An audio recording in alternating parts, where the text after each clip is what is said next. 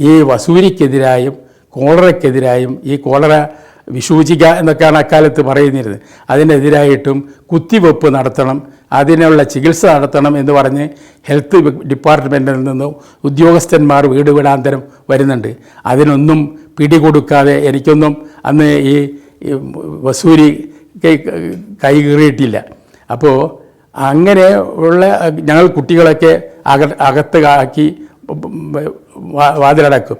കാരണം പുറത്ത് ഈ കുത്തിവെക്കാൻ വേണ്ടി, ഇഞ്ചക്ട് ചെയ്യാൻ വേണ്ടി, വാക്സിനേഷൻ നടത്താൻ വേണ്ടി ഹെൽത്ത് ഡിപ്പാർട്ട്മെൻറ്റിൽ നിന്ന് ആളുകൾ വന്നാൽ അവർക്ക് പിടികൊടുക്കാതെ അവരുടെ മുമ്പിൽ ഹാജരാക്കാതെ പിൻവാങ്ങുകയും അതൊക്കെ പിശാചിനെ കെട്ടി സ്വീകരിക്കുന്നതിൻ്റെ ഫലമായിട്ട് ഉള്ള കാര്യമാണ് പറഞ്ഞ് അങ്ങനെയുള്ളൊരു തരം അന്ധവിശ്വാസ ജടിലമായ ഒരു കാലം, ആ ഒരു ഇരുണ്ട കാലവും എൻ്റെ കുട്ടിക്കാലത്തുണ്ടായി. കാരണം എല്ലാ വീടുകളിലും മരണവും, ഈ വീടുകൾ പരസ്പരം ബന്ധമില്ലായ്മയും, ഈ മരിച്ച വീട്ടിൽ പോലും ആരും ചെല്ലാതിരിക്കലും, ഈ മരിച്ച വീട്ടിൽ മരിച്ച വിവരം അറിയാൻ പോലും ചെല്ലാതിരിക്കുകയും, അങ്ങനെയുള്ള ഒരുപാട് കഥകൾ അക്കാലത്ത് കേട്ടിട്ടുണ്ട്.